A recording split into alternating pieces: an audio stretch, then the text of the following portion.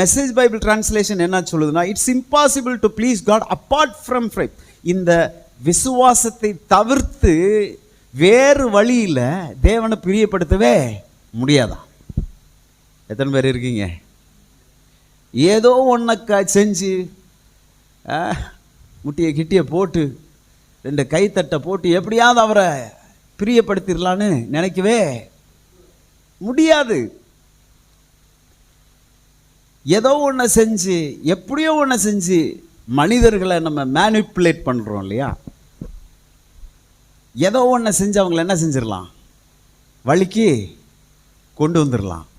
ஈஸியாக என்ன வச்சிடலாம், ஐஸ் வச்சிடலாம். இத்தனை பேர் இருக்கீங்க. ஆனால் விசுவாசத்தை தவிர்த்து, விசுவாசத்தை எங்கோ வைத்து விட்டு தேவனை நான் போய் பிரியப்படுத்திடுவே